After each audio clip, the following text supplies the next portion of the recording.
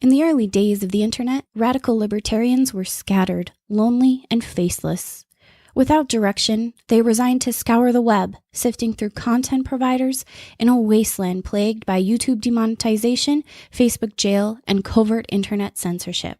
But then, in 2017, the Libertarian Union was formed. Finally, the average Joe libertarian could find a thriving community of independent podcasters and content providers, all in one convenient location. At Libertarian Union, we'll always have the latest news, interviews, discussions, and even movie reviews. With hundreds of episodes and more added all the time, you'll always find something fresh at libertarianunion.com. All right. Let's get fired up here.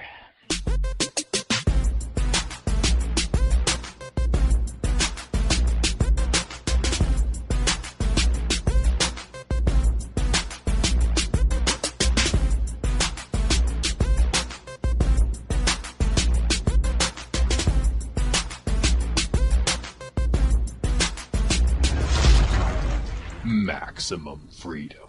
Read. Stay on target. Maximum freedom. Stay on target. Maximum freedom. Read Rothbard. Well, hello and welcome to the Actual Anarchy Podcast, the podcast where we talk about movies from that Rothbardian anarcho-capitalist perspective. We've got a turducken of an episode for you. It is almost Thanksgiving, and we've got a movie that is packed chock full of different facets. I have no idea how we're going to get through this whole thing in just one episode, but we're going to make a good effort to talk about the Tom Cruise movie, American Made, on the Actual Anarchy Podcast. You can find the show notes and more at actualanarchy.com/103. We'll say hello to Robert for one moment before we get into that last nighters portion of the show. Yeah, this movie is tightly rolled like a fine Cuban cigar. It's a lot going on, and hopefully we'll be able to unpack it all in the time allowed. We'll see. We will see.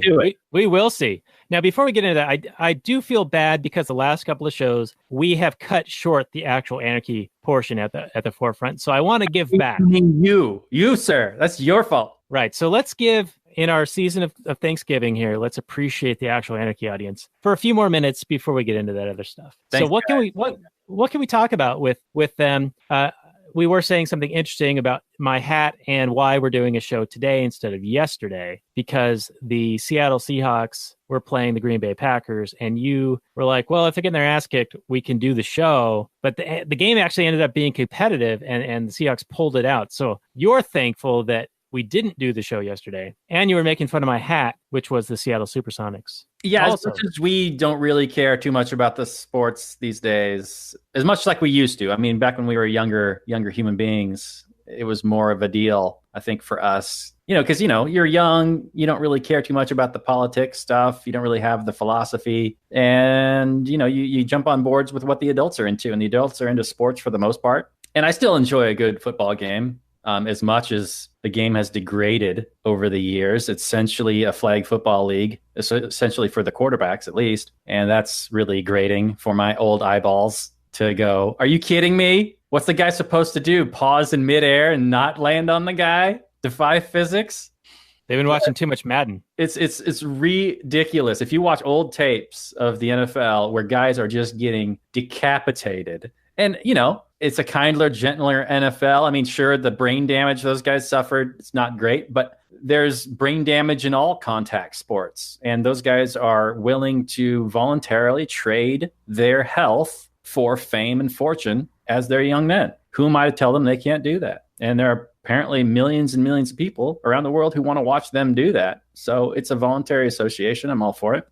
But so, I mean, every time that there's some ticky-tack, and they keep making him more ticky-tack, where you barely even breathe on the quarterback, and it's a 15-yard penalty. There was one against Russell Wilson, again in the Rams game, where the defensive lineman tackled him around the knee, like grabbed him around the leg, because he was kind of on the ground, and he kind of reached up and grabbed Russell. And apparently that's a roughing the quarterback penalty. Kind of reached him up by the knees and kind of grabbed him and took him down. Apparently that's horrific quarterback abuse, and you can't do that in the kindler, gentle NFL.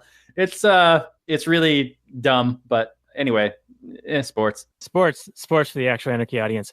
In more sports, I've got my Supersonics hat I was talking about earlier, and this is actually signed by Mr. Dale Ellis, 3D. Oh, baby. He's a good downtown dude. Yeah, he had some mat skills in the, early to late 80s to early 90s Sonics. And then this is, right before the Gary Payton, Sean Kemp Renaissance, the, peak Sonicsdom. Well, unless you're talking about Downtown Freddie Brown and the actual championship winning team. But yeah. But 79, the 79, like NBA, vastly different. Well, you didn't have Jordan, you didn't have Olajuwon. Yeah, didn't have all kinds of people but they also did have Dr. J, Julius Erving, all kinds of other people. So I don't know. I mean, I would argue that the team in the league is getting more and more athletic as sports technology improves. And specialization, division of labor, all that stuff. Sure. I mean, and people are also just getting taller. The league is, more popular, I guess. I don't know. Yeah, and there's more nutrition, more wealth. So people are getting better fed and able to focus on things like athletic achievement. Yeah, you're not out working in the field, working on the farm, working in a factory. You have some leisure time thanks to the excess wealth of capitalism. It's fantastic. You mean the surplus value of capitalism, comrade? Oh, that's right. My bad. The evil. I liked it in the recent. What was it? Is it Nick Gillespie? Yeah. Well, Nick Gillespie is Gene Epstein at the Soho Forum debating the socialist guy, and they were talking about how under socialism, you couldn't control the means of production. Well, what are the means of production? I mean, can LeBron James? And I think this was Dave Smith's point. Can LeBron James, rent out Madison Square Garden and charge everybody like $3 a ticket and show off his basketball skills? Or is that exploitation? Can he not? Isn't he not allowed to do that in your socialist utopia? And it's a good argument. I dig it. Yeah, and that whole debate was actually quite good with Gene Epstein versus, I forget the guy's name. It was Basha, something like that. It was like a Japanese guy. Something like that. Yeah, so that's at the Soho Forum. We'll post a link to that on our Actual Anarchy show notes page at actualanarchy.com/103. That is our sports take for the Actual Anarchy audience. I know you guys didn't probably think that we could tie this into an anarchy thing and an economics deal, but we sort of did. I feel like we did. So let's get into that last night's portion of the show, shall we? Oh, wrong one. Let's try that again. The last night's portion of the show.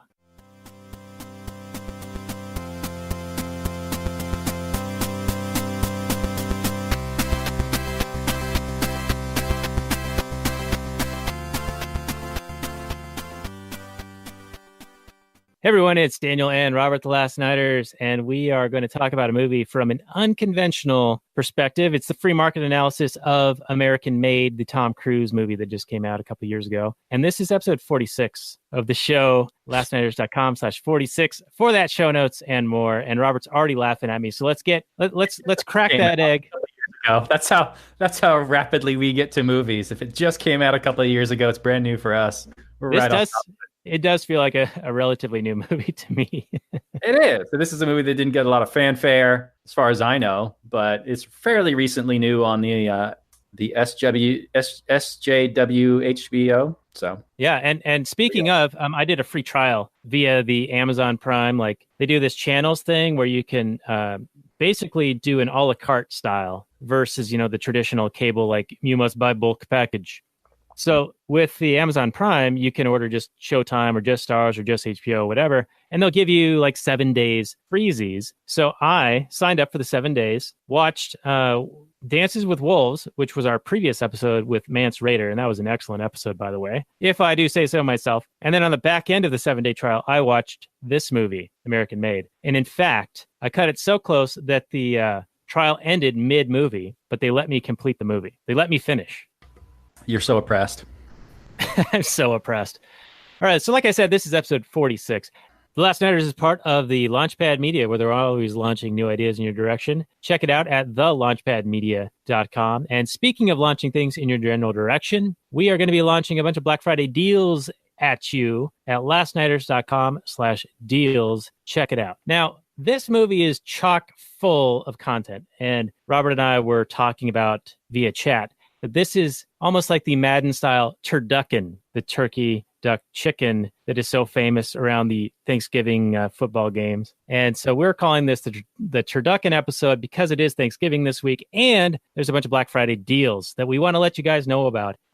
We've got probably 5 or 6 different deals that we're aware of right now, and we've got affiliate links for all of them. But I'm just going to give you one website. The only website you need to remember is lastnighters.com. And we're going to do a show notes page at lastnighters.com/46. And we're going to compile all of the deals, and there's going to be a link to it on the show notes page, at lastnighters.com/deals. On that page, you'll find the best prices of the year for the following amazing things. Liberty Classroom by Tom Woods, which is the economics, history, logic, and other courses that you didn't get in your government indoctrination. These are some of the best content you can get. I've gone through the government course. I've gone through, there's one actually on mythical heroes and culture film. There's all sorts of great stuff in there. The other thing is Bluehost, which is our hosting service for our website. They're doing the best prices of the year. So if you are interested in starting a show or starting a website, starting a blog, getting into that game, Bluehost is a really excellent provider. And you include the first URL that you sign up for, the first domain name is included in your hosting. So if you do any of that stuff, we'll kick back some extra bonuses to you. We'll give you a shout out on the show, backlinks on our site, all that good stuff. So that is where all that stuff's going to live at lastnighters.com/deals. Now, I'm only wasting this much time at the beginning of this because it is, Black Friday week. So after this, not so much of the slinging and the slanging. And we'll get into that Google description if you're good with it. All right, he's nodding. He's nodding for your the non-audible audience here. All right, so American Made came out a couple years ago, 2017, so a year and a half. Drama, crime film, an hour and 55 minutes, 7.2 on the IMDb, 86% Rotten Tomatoes, and 65% of Metacritic, which is kind of low. Feels a little low there. 84% of Google users liked it. And here's the description. Barry Seal, a TWA pilot, is recruited by the CIA to provide reconnaissance on the burgeoning communist threat in Central America and soon finds himself in charge of one of the biggest covert CIA operations in the history of the United States. The operation spawns the birth of the Medellín Cartel and almost brings down the Reagan White House. Came out August 25th, 2017 in Indonesia. Director is Doug Liman. Box office of $134.9 million on a budget of $50 million.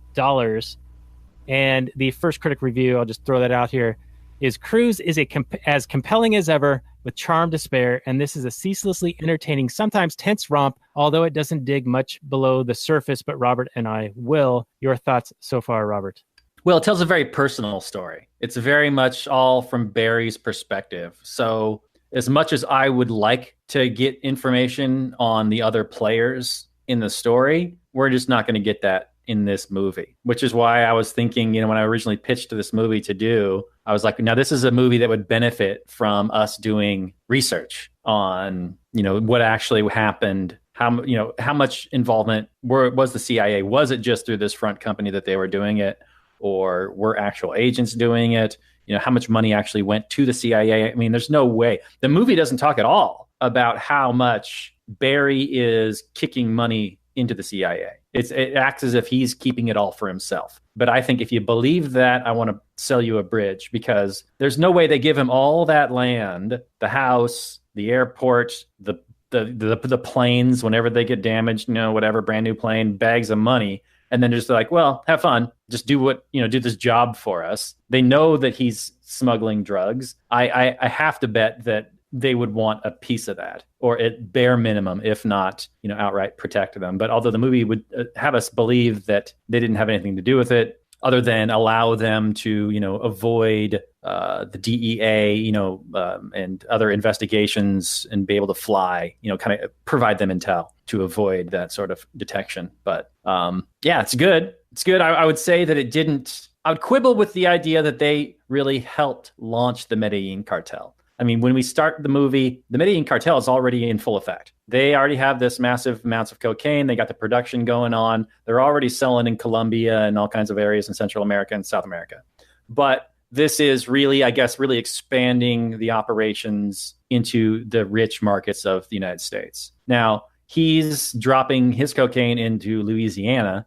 But I want to say I've seen other movies. No, it's not other movies. It was in Netflix's Narcos, which follows Escobar and the Medellín Cartel, where they mostly talk about how they are shipping it into the port of Miami. And they do mention that here in this movie, how it comes from, was it Nicaragua? They put it on boats, the Contras do, and then they bring it into to Miami. But and it may be the case, but I want to say that, you know, Barry helped the Medellín Cartel, but I think the Medellín Cartel would have been just fine even without him. Right. In the movie, they found Barry at the airport gassing up, and they're like, no, you need to come with us. And they take him to this short airstrip at high altitude. And there's like the remains of several other attempts of taking off cocaine-laden airplanes at that altitude, and they were unsuccessful. And the Escobar and the other guys they gave no fucks about that. They're like, you know what? We don't think he can do it. Right. So, they're betting against him. Right. One of them's betting on him, and the other guys are betting against him. Right, because they don't care. They just want the thing to happen. And it's a little bit bizarre because you would think that they would have some skin in the game as to this cocaine not getting destroyed and their pilot, their source not being killed. And so I found that to be a little bit unrealistic. Well, I expect them to be hard asses, yes. But I don't expect them to put 200 kilos of coke on an aircraft and expect it to crash into the rainforest. I agree with you up to a point.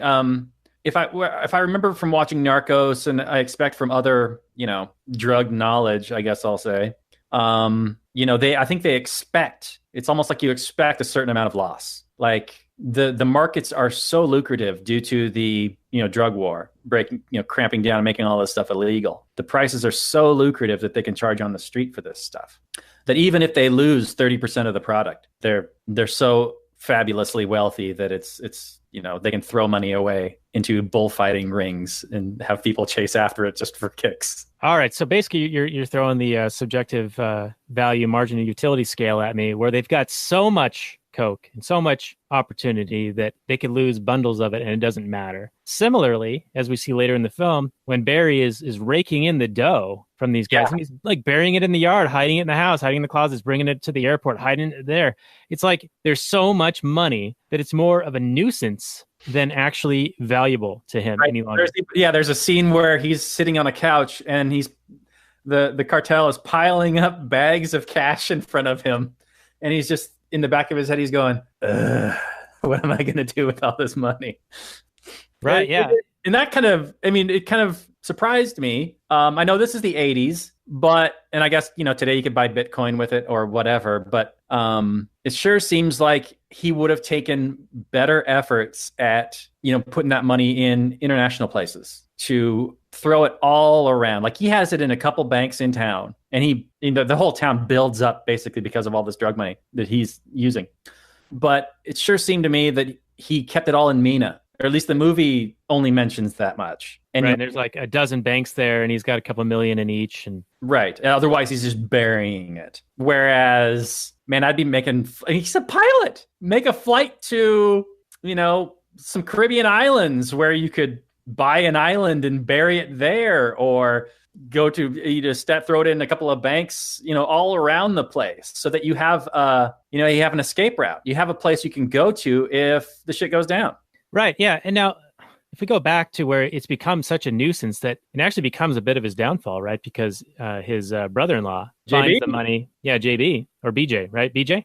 JB. Okay. So he finds some of the money, spends it, draws attention to himself by running from the sheriff, the local dummy sheriff in town. Yeah, that was so stupid. But it's like, okay, so money is so like not valuable to you anymore. Why are you still doing this? Why are you still accepting money? Why are you still doing the job to earn the money? Like, some of that stuff didn't make a whole lot of sense to me. I mean, I'm sure if you're like in that moment and you're like, I'm doing this thing and these guys are paying me really well and they're going to kill me if I don't do it anymore. So maybe you just keep doing it. But I don't know. It's almost like you would come to the point where you're like, hey, you know what? I'll just keep doing this so you don't murder me, but stop giving me money because it's worthless to me now, right? Like, it's more of a problem for me to deal with the money. Right. It's becoming a liability at that point. Like, if you're stashing it in the closet at the airport and rando guy is just going to stumble across it because he opens a door and he gets buried in it.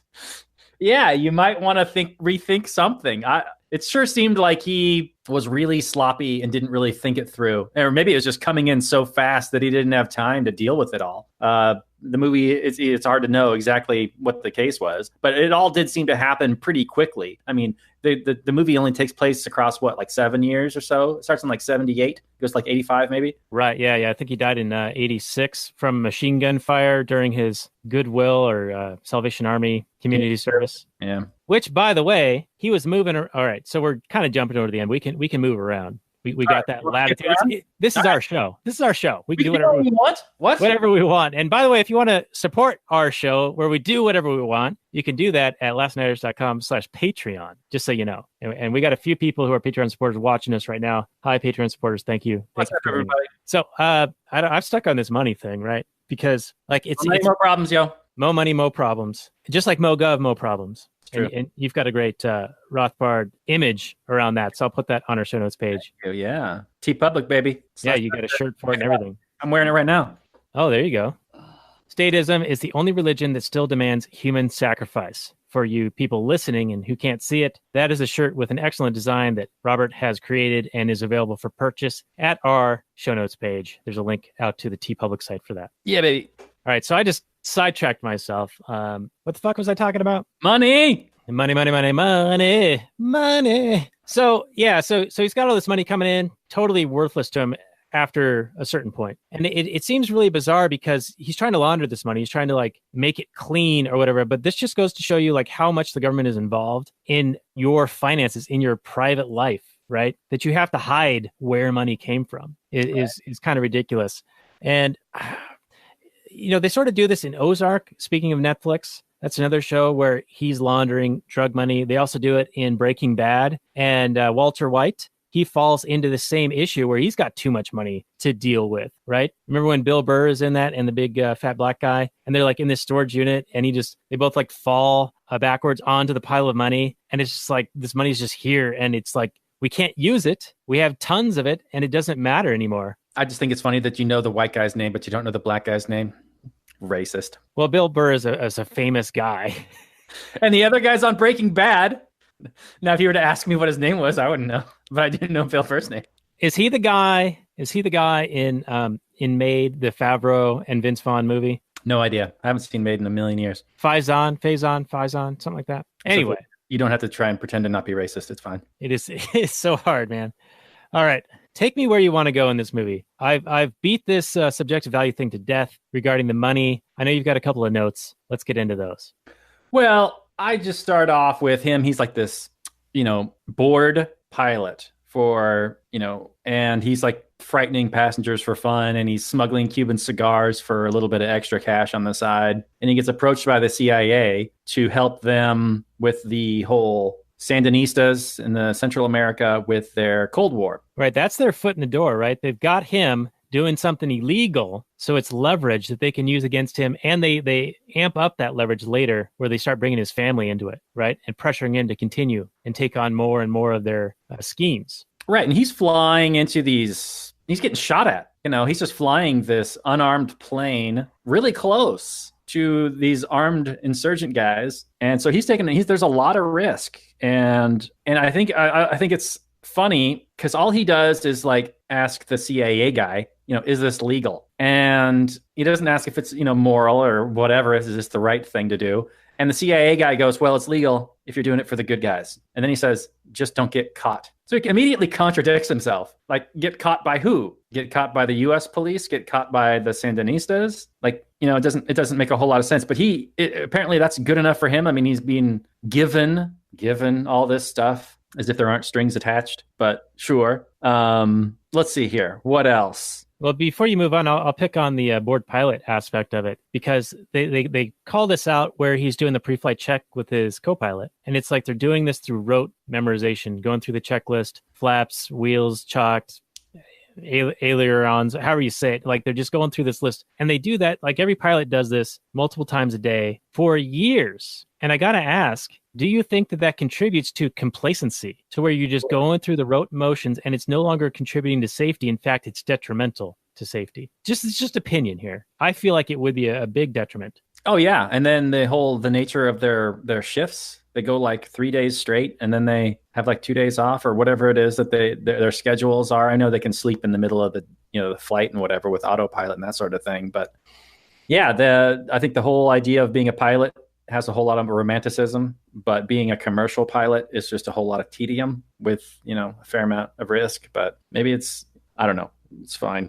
You do it. But yeah, he's a young pilot. He's like one of the youngest pilots, the first ever, I guess, the youngest pilot in TWA history. And yeah, he's bored. And here comes the CIA with this, exciting opportunity to do some sneaky stuff, fly this hot plane in some dicey situations. Yeah, it's no wonder that he was like fully on board with this.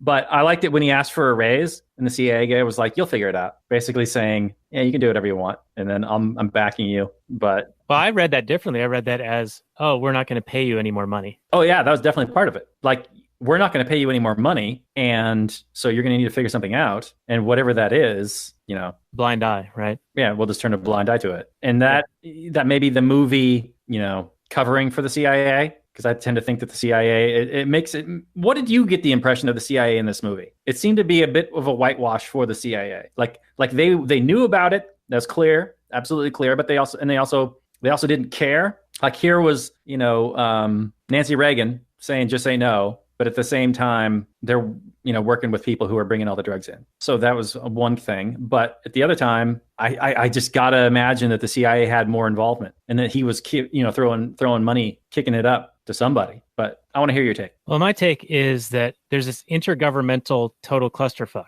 where there's all these various bureaucratic agencies all competing for jurisdiction. The CIA had knowledge of their zones of operation and basically gave Barry, the Tom Cruise character, the information on how to avoid those areas of operation. So they had like this bird's eye view, but they also had plausible deniability. Right. So they weren't coordinating or covering for him specifically. Like if he got caught in any of those other agencies' webs, they were going to disavow him and burn him. Which they ended up doing. Right. And that actually reminds me of this cheesy show that my wife and I watched a couple years ago called Burn Notice, which has the great Bruce Campbell in it. So if you want some cheesy, low-hanging, entertaining fare, check out Burn Notice. And to call back to a previous conversation earlier in the show where we're talking about Netflix and Narcos, there's another show, I believe it's called, I've got it here, oh, it went away. I think it's called Dark Tourist. And the very first episode is about visiting Pablo Escobar's apartment in Colombia and one of his enforcers who gives tours of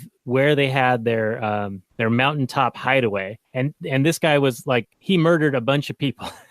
And now he's giving tours and talking about all this stuff that happened way back when. And it's pretty interesting. So Dark Tourist, Latin America, episode 1 on Netflix. Check that out. He's like the real life Kramer of Seinfeld, giving tours. Yeah, exactly. David wrote the series. Sweet. All right. So let's talk about the cover story that they gave Barry. So they're like, all right, you're working for us and you're starting a business. And it's going to be called IAC. How imaginative that the CIA comes up with IAC as the acronym. Yeah, it's gold. It's gold, baby. They'll never be able to link it to us. So even his wife figured that one out. And didn't the Colombians also question that? They're like, no, you work for the CIA. And he's like, no, I work for IAC. And he's like, yeah, you work for the CIA. They're like, yeah, okay, whatever. You're a total businessman. You're just making a flight like every day down to these rebels, snapping pictures. Okay. Yeah. Now let's get into the rebels and the Sandinistas and the Iran-Contra stuff. This movie seems to take a snapshot of the preceding stuff to the Iran-Contra scandal that was, the Ollie North stuff in the mid to late 80s. So this is like the lead up to that. Now, I remember it very vaguely because of, I was 10 years old at the time, whatever. Do you remember it anymore? Like, what was that scandal about? All I remember was, Oliver North, testifying before Congress, and that it was a big scandal. I mean, these are back in the times when all you really had was the nightly news and maybe a newspaper to tell you what was going on. And yeah, I recall that it was basically what the movie told us was that they're going to have Iran, ship the guns over to the Contras to fight against the Sandinistas in Nicaragua.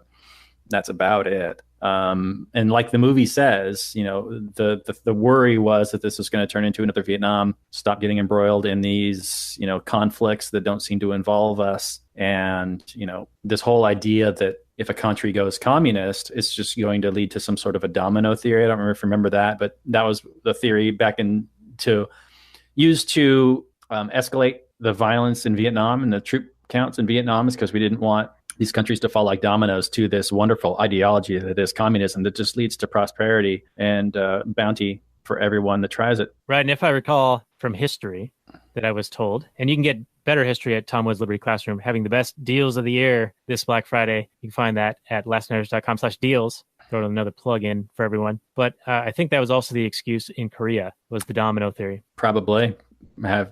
It's, and it was close by. I guess, we got Cuba that was nearby, even closer than Nicaragua. But, they had these, it's really just the military industrial complex that wants to keep fighting and wants to have an excuse to, buy more weapons. The idea that a bunch of commies in government and the United States is filled with communists. I mean, socialism and communism are two sides of the same coin. And to have them, statism is essentially all socialism. And to have them complain about another form of statism that is slightly different to their own. I mean, I understand, yes, communism is more totalitarian, slightly more totalitarian than socialism.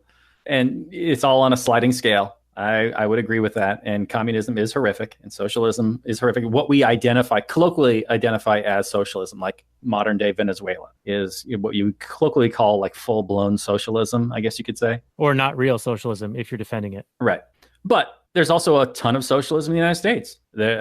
We have socialist defense, socialist medicine. We have socialist education. There you go. We have socialist roads, socialist water. I mean, there's socialism all over the place. Every time you are taking money from one people and redistributing it to another, that's socialist. If you have taxes, it's socialist. So yeah, it's a sliding scale. But so I have I don't really know. Well, would you say that there really was a threat, a quote unquote threat of, a whole bunch of countries turning communist? I mean, obviously it's not good for those people in those countries to go communist. I wouldn't want to live in a communist country. There's a reason I don't want to live in a communist country. But to say that there's a threat of a domino effect of a bunch of South American countries going communist. I mean, if the United States tomorrow declared itself a communist country, I'd go, well, what would need to change? Pretty much nothing. The signs, pretty much, maybe. The marketing, what else? I mean, that's about it. Yeah, it's just a different wrapper, really. Yeah, so as far as the threat, the threat of the domino, I mean, is that like the reverse of the herd immunity? They're like, oh, if this domino goes, then that's going to infect the other ones and the other ones and the other ones. And so we need to inoculate the world against communism, even though, like you said, all statism is in that general direction, just it's a matter of degree. And to that, I would add, how much aggressive violence are you okay with? How much rape is okay? I'm against rape. I'm against socialism. I'm against aggression. So I'm against all forms of government. And they all are forms of socialism. They're all about regulation and control and redistribution to some degree or another.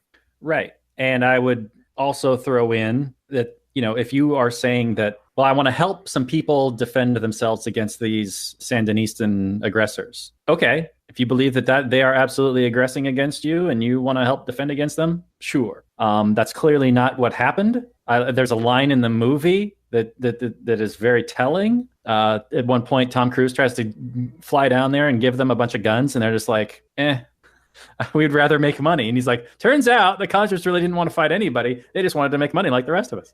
Right. So he ended up bringing those guns to Colombia for the Medellín Cartel. Right. And then this triangular relationship. Right. And then the cartel would send the cocaine to the Contras, who would then ship it to the United States for their cut and their money. And then there was just a big business partnership where Pablo, went wrong was, his, like the movie says, his what management style was to murder everybody. It's just to murder people. So other than that, I would tend to defend the entrepreneurs who are just trying to exist and, benefit from a situation the best they can. Right. Now, regarding the threat, early on, the CIA guy says, we're building nations down there. So they were down there meddling, right? And all of the Sandinista action and basically the whole scenario that plays out here is sort of a variety of blowback that Ron Paul talks about, where you meddle in the affairs of others and you upset people.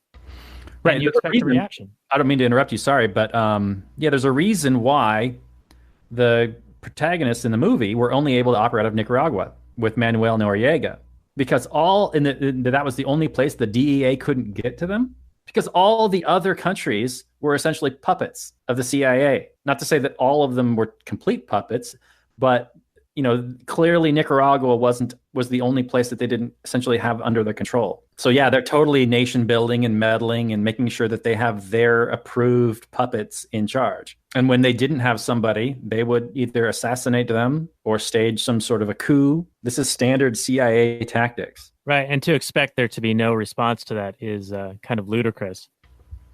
Yeah, so let's see, what else do we want to talk about in this movie?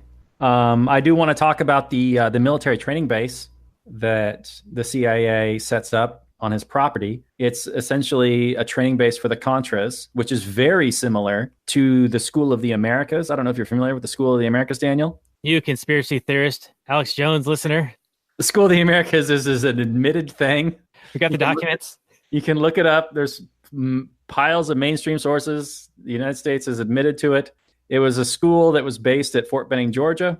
They renamed it in 2000 to WHINSEC, the Western Hemisphere Institute for Security Cooperation, so that Congress could say they shut it down. But it still trains assassins and death squads and execution and torture and basically how to be a despot and how to kill people. And they've done it for decades. But this is how the CIA trains their insurgents and how they use violence to achieve their ends. Right. Now, the School of the Americas sounds a little bit more top tier compared to what was going on in Mena, Arkansas here at the airport, because they were flying these guys in with the, what do they call them? The snow angels. Like he enlisted a bunch of other pilots to help him because there was just too much activity moving around. Right. But they were flying these guys up from Nicaragua to get trained, and most of them would desert and like run off into the woods of Arkansas. They were plenty happy to be in the United States. They had more economic opportunity up here. It's a wealthier nation. Yeah, send me up here and I'll just take off. Thank you very much for the free ride. Right. So the Contras defending Nicaragua from communists was really just cover and an excuse to continue their operations, which was increasing the amount of meddling that was going on. Because you could really see it in the CIA guy having to report to his bosses that he's doing something, like he's taking action. Things are happening, right? And that's all he had to show. He wasn't showing that they were solving anything. Right. Now, at one point, he does call them in for basically a post-mortem or whatever, some kind of a sit-rep situation where they're like, okay, going over the stats. And they're like, well, out of the 15,000 whatever AK-47s we sent down there, like 10,000 of them ended up in Colombia and only 5,000 ended up with the Contras. What's going on? And so CIA eventually does shut him down. And then it's like you said, there's all these multiple agencies all converge on him to get their, all the different laws that he broke. He was thumbing his nose at the DEA the entire time. But then the state police also want him. The FBI also want him. The ATF also want him. Yeah, they want the collar. Right. And none of them knew about any others, right? None of them knew about the others. Right. And I think it was, for the movie that they all showed up at the exact same time. I mean, that's clearly probably did not happen.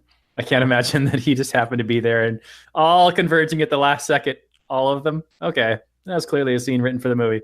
But this is where, I think there's a little bit of whitewashing going on here. But, he gets brought before the DA, the state DA, and she gets a call from Bill Clinton who says, you got to let him go. And, the audience is left to wonder why, but just assume that there's some kind of shady shenanigans between the Clintons and the CIA, or the Clintons in the White House, or the Clintons in the Medellín Cartel, or the Clintons in Barry. But we don't really know that. And that's why I think it's a little bit of a pass. It's hinting at, the corruption. But I think if you really look into it, the Clintons have been into a ton of shady shit for a long, long time. And there's a reason why they call them the Clinton crime cartel, the Clinton crime family. Yeah, in fact, I was surprised they brought it up at all in the movie. Right. But speaking of Alex Jones, years back, I do recall him discussing airfields in and around Arkansas that were used for importing drugs into the United States, and that it was under the auspices of Governor Clinton at the time, and he was well aware of it and was covering for it. Now, throw this into the conspiracy bucket, but where there's smoke, there's usually fire, right? So I don't know the details on it, but the fact that they even mention it in the movie, they're either corroborating Alex Jones, which I would be surprised that they would do knowingly, or they're culturally finding that and putting it into the movie. Like, oh, this is a theory in the culture, so let's put it in our movie. I tend to think that it actually happened, and that's why it's in the movie. But you could be right. I don't know. I do recall Jones talking about, CIA planes crashing full of cocaine and money. And I don't think that that's, like a conspiracy theory. That's because those planes really did crash, and they were reported on by like the San Jose Mercury News and other news organizations. I think there was an expose actually in the San Jose Mercury News that ran that kind of exposed a lot of the CIA drug running. And I think that's what led to that. I think the guy, I might be messing up my memory here and mixing things around, but as I recall, the guy who wrote that expose committed suicide by getting shot in the back of the head twice. So it's kind of strange. Sounds like he had some information that could lead to the arrest of Hillary Clinton, which I've seen many memes recently because the great Stan Lee finally died. So what did he know about Hillary? Yeah, exactly. Yeah, people seem to end up dying when they know too much around her. Yeah, to be fair, I don't have anything in particular on Hillary Clinton. All I know is what I've heard, so she doesn't need to come after me. Right, we're just patsies here. That's right. All right, so there were a few things I wanted to talk about, but one of them is how badass and Top Gun, he replays that Top Gun scene where the jets are chasing him, and then he pulls back to slow down, and the jets fly right by. That's literally what he does in the Top Gun movie like 30 years prior. What do you mean 30 years prior? 1986 was when Top Gun came out. Yeah, but so he's placed in like 1986. Right, but he came out in 2017, and he's the same actor doing both roles. Right, okay. Like an homage to his prior stint. Homaging himself, okay. Right, yeah. At least I felt it was that. And speaking of Top Gun, Top Gun is a movie that I used to watch fairly frequently on Thanksgiving. My buddy Julian would come over and we would watch that movie for some reason for a few years in a row for Thanksgiving. And I remember I was in an apartment and I had these really, like badass speakers, and he would shake the floor above me when they were taken off from the flight deck. So it brought me back a little bit, that moment. So you aggressed against your neighbors with Top Gun? Oh, I disturbed them a little bit, yes. Nice. Yes. But speaking of that move, when the first time that they encounter being caught by the DEA in flight, the DEA has the wrong kind of plane, right? It can go fast, but it can't fly for very long. So his guys all just go at like, I forget what you call it, but whatever's like in Star Trek, they would call it nominal speed, right? Impulse speed, right? Lowest amount of speed to keep you in the air. Right. Save as much fuel as possible.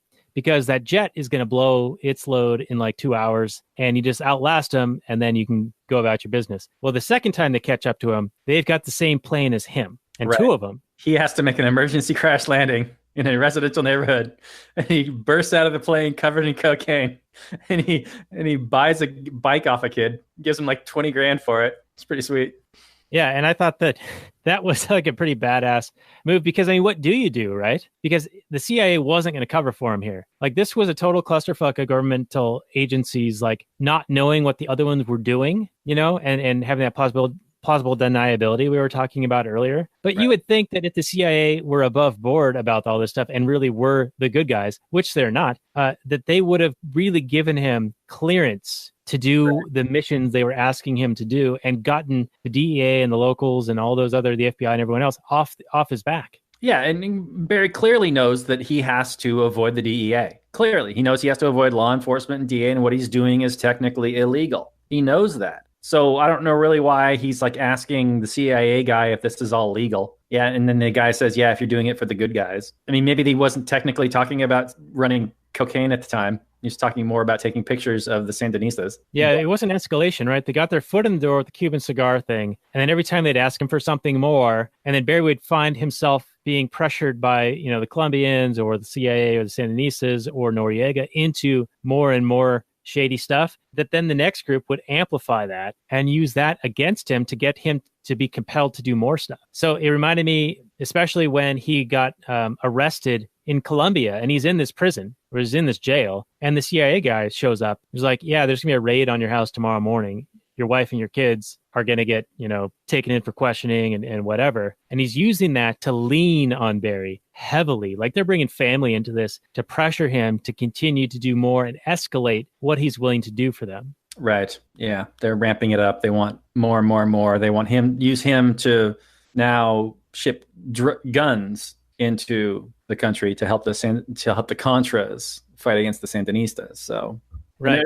He balked at that. He was okay with the drugs, but then he was like, wait a minute, guns? And then he was like, oh, okay, never mind. Fine. Right. Yeah, that stood out to me too. I'm like, what's wrong with guns? Right. But anyway. Then it culminates into the government fucking up even more. Sorry for the sensitive ears out there. But they finally nail Barry down with some charges that they think are going to stick. And the CIA has burned him at this point, and they're not willing to cover for him anymore. So he has to strike a deal with the DEA to get cameras in the plane and take photos of Escobar and his other, top level drug guys, and compromising photos accepting the shipment of cocaine or with the cocaine, so that they can have a case against these guys who aren't even Americans. Right. Yeah. Like, since when does the CIA care, or the United States government care? The DEA, they had this political agenda and this political narrative that they wanted to use to sell for whatever political purposes. And it was just he was just a pawn. He was just a tool. And they treated him like a pawn. And this was his dumbass trusting nature, that he would take this deal to stay out of jail. And he's trusting these politicians to only, use these pictures that he gives them, privately or whatever. And so then the White House just immediately broadcasts the pictures to the whole world. With him in them. So the cartel is immediately like, you betrayed us, you're a dead man. And the moral of the story is you can't trust violent dirtbags like politicians. I mean, they're just going to screw you. They don't care. They don't care about you. You're better off with your business partners, the cartel. I think they're going to treat you better off. I don't think it was a mafia situation where he had to keep working for them. It could have been, but the movie doesn't say that. And it sure didn't seem that way to me. I mean, maybe he had a whole bunch of information on them. And so it behooved him to be like, hey, we're still in business. Hey, I'm seeking to gain from this partnership. I'm not going to screw you over. And if I suddenly left and disappeared, yeah, it would look sketchy, like I'm going to sell you out. But maybe I'm just, I'm done. Can I leave? Is that cool? Or is it like Pablo Escobar? I'm going to kill everybody that I even suspect of anything. I don't know. I'd say the movie tells us, at least in the narrative of the story, that they would not accept that they would kill Barry, because two reasons. One, they do kill Barry at the end. But only because he betrayed them. Right, but they also killed JB against his wishes. They killed JB against his wishes, true, because he was a problem. He was a problem that impeded on the business. You're right. So that was a very mafiaistic thing. And you get that sense with the, Ozark's obviously a work of fiction, but that's their management style too, is to just, if someone becomes a problem, you just kill them. And right.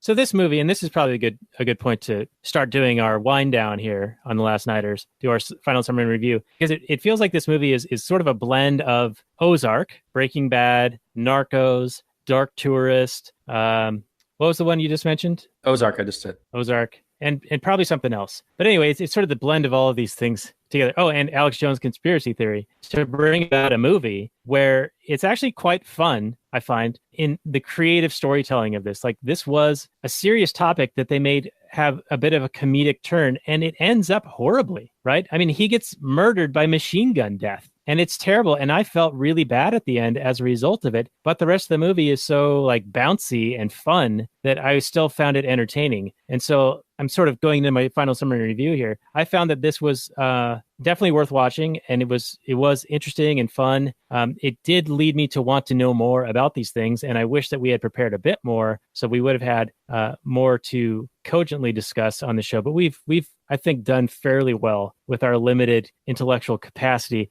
and I'm going to give this thing a 7.7 as my rating, and I'll pass it over to you. Well, there's one last question I have to ask you. We can either talk about it now, or I can talk about it in some sort of an overdrive portion. But this movie, I don't know how much of it is true. the tapes at the end of the movie were confiscated by the CIA. So how they got into the hands of the screenwriter, I don't know. Did he cobble together the script from news reports? Was a book written? These are all questions we don't know. So maybe it would have been behooved us to do a little bit of research, but that's not what we do here. We talk about our opinions of the movie. Right. And let's save that for the bonus stuff for that Patreon action at lastnighters.com/Patreon. So for the overdrive. So continue with your final summary and review, if you would. Okay. So yeah, this movie is really well done. I liked the directing style. I thought it was a lot of fun. I liked the way it was interspersed with little animated segments, with the personal confessional style videotape segments. And I thought Tom Cruise did a really good job. I thought it was awkward that he was a 55-year-old man playing the husband of a young, like 25-year-old woman. So thankfully there wasn't a whole lot of on-screen, like sexy time. There's a little bit of that, but it wasn't like too bad because it is kind of, I don't know. He's just getting to that age where even though he looks really good, it's like, man, he's playing like a 20-year-old guy and his wife is like smoking hot. And right, he's been a 20-year-old guy for 30 years. Yeah, and eventually it's just a little creepy. But, you know, whatever. They're all professionals. They're all consenting adults. It's fine. So, yeah, this movie, I would say, is a good, strong 8. I would recommend it for those interested in this topic. It's a dirty time in the nation's history, but this kind of thing happens all the time. This is modus operandi of the CIA. This is violence and power and the conflicts of it. This is them. You know, they're not shying away from using violence to achieve their political ideas. Right. And wasn't it amazing to you how much they knew about Barry back in the 80s or 70s technology, right? Like, imagine what they know now. Yeah. They know your current whereabouts at all times. They can listen to your conversations at any given time. That's one of the impeti for our show. We were like, well, if they're going to hear it anyway, we might as well record it and broadcast it ourselves. And maybe, just maybe, one of these ideas will stick with them. We'll plant some seeds. Yeah, baby. Who knows if it's happened or not, but we know this is all being cataloged in Utah in some massive server farm or database. Yeah, so a good strong 8 from me. Check it out if you haven't. Although, if you haven't, why are you listening to this? Maybe you just like listening to the sounds of our sexy voices. I don't know, but thank you for listening anyway. And yeah, I think that's the show for now. All right. Well, before we say goodnight to everyone at the Last Nighters, I do want to remind you there are Black Friday deals, and you can find those at lastnighters.com/deals. The show notes and more for this episode can be found at lastnighters.com/46. And there's one other thing I wanted to mention before we go. Not our Patreon. You guys know about that, and you guys are supporting that. We got a dirty dozen now Patreon supporters, which is amazing. And by the way, our most recent supporter we gave a shout out to in our previous episode, he told me earlier today that this movie was one that he really enjoyed. So we hope that we did it justice. Professional asshole. Oh, yes. And now I remember the next movie up for bid. Robert? Yes, what sir. are we doing next, sir? We're Wrecking It with Ralph, the Disney movie from, 5 or 6 years ago. And now they've made a sequel and where he's wrecking the internet. And I didn't know that the internet still existed. I thought that was a thing of the past with the lack of net neutrality. But what do I know? Right. Yeah, it died about a year ago with that net neutrality stuff. But yeah, we're doing Wreck-It Ralph, which actually has some pretty good themes in it. And it coincides with the release of the sequel, which is coming out, I think, I want to say this week. So our episode will be right after this has come out in theaters. Ralph Breaks the Internet. So listen to us, watch Wreck-It Ralph, and then go and see the new one in the theater. It's got John C. Reilly, and I enjoy him quite a bit. He's a fun and interesting guy, comedic tour de force, if you will. So that will be our next episode, Wreck-It Ralph on The Last Nighters. And any final comments before we say goodnight from last night, Robert? Tees on TeePublic/Trubster. Check it out. Buy some for your family and friends. You can also get like stickers and posters and just all kinds of different merch on there. So check it out. And thanks for listening. All right. Thank you, everyone. And good night from last night.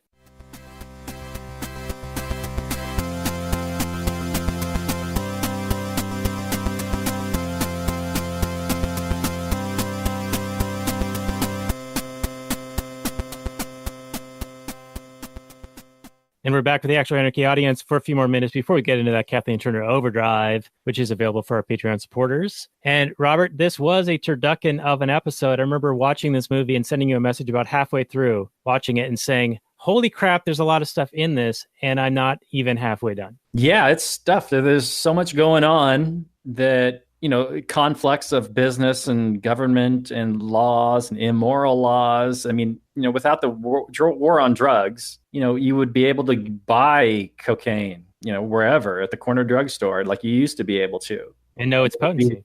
Know its potency. And yeah, there might be, maybe there'd be a few more addicts. Maybe there would be. I don't know. But that's what voluntary things human beings can do with their own bodies. But what there wouldn't be a whole bunch of people rotting in prison for nonviolent drug offenses. And there wouldn't be all this Medellín Cartel drug violence. There wouldn't be all these gangs running around shooting each other up over territory to sell these narcotics to your children. It seems like a win-win, but and the left used to be really good about the drug war. I don't know. I haven't really heard much about them, being opposed to it. It inordinately imprisons people of color, so you'd think that they would be super against it, but I don't know. They seem to be caring more about pronouns these days than white people being evil than immoral drug laws. I don't know. Right, and income inequality, as we were talking about in the pre-show, it seems like they care more about making the government more powerful,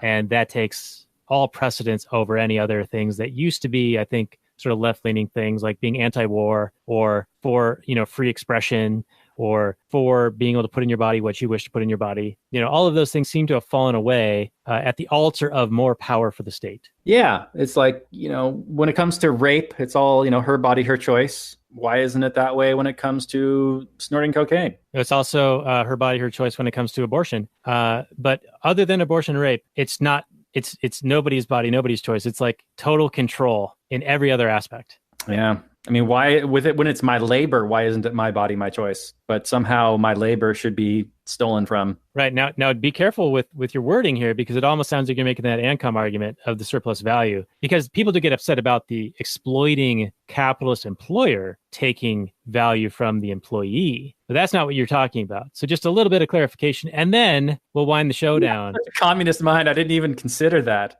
I meant that my labor, when I get into a voluntary contract with an employer and I get a wage, say I'm selling my labor for $50 an hour, why does anybody else have a right to come in and take that money? It sure seems like I'm the only one that has a right to that money. But apparently they're all for taxes, because taxes feed the wonderful government that does so many wonderful things for you and me, makes the grass grow, the sunshine, it protects us from all the horrific horrors of the world. Right. And did you know, and this will be my final point for our Actual Anarchy audience, that for every dollar taken in taxes, that only roughly 20% of those dollars actually make it to the purported cause or program that they are alleged to support? And there's a bunch of sources about this, and I'll post an article or a link to an article on our show notes page that gets into it. But it's even worse than that, because then you're also losing the unseen, right? The Bastiat example of what would people otherwise have done if they had that money to use it for their next best desires, because that money's now gone. It's been stolen from them. And there's all these burdensome regulations, which we were also talking about in our pre-show. So we don't even know how much worse it is beyond just this 20% actually making it through to a program that is intended to help, or at least the language of it is intended to help, but it usually has perverse or negative effects and exacerbates the problems that it is attempting to fix. Yeah, you're not wrong about that. Every time there's a government program and it's completely failed, it's absolutely working as intended. These programs, not only do they, the war on poverty, it just creates poverty. It doesn't actually eliminate poverty, and you wouldn't want to eliminate poverty, because then you wouldn't have a government program to fight poverty. It's not like government comes along and solves a problem and then, problem's done. All right, all these jobs can go away now. No, you come up with reasons and excuses to increase your budget and to keep people employed in the government. So it's a bureaucratic way, my man. You can't solve the problem that you're out there to fix. Otherwise you'd be out of a job. And right. We need jobs, right? They're creating jobs. Creates jobs. Out of a job.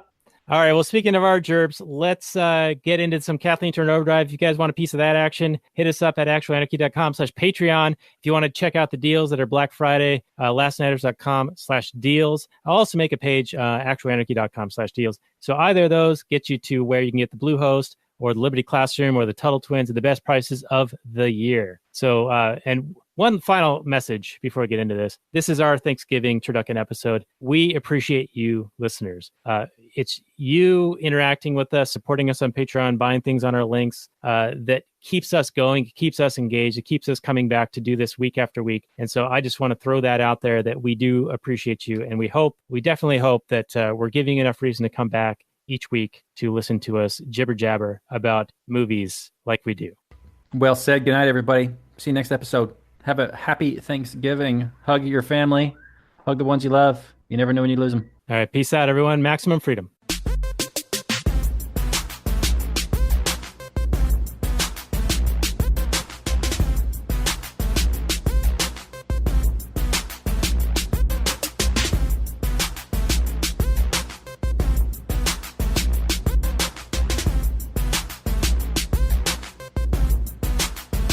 The Chipmunks. CHIPMUNK. We're the Chipmunks. Guaranteed to brighten your day. Do do do do do do do do do do do.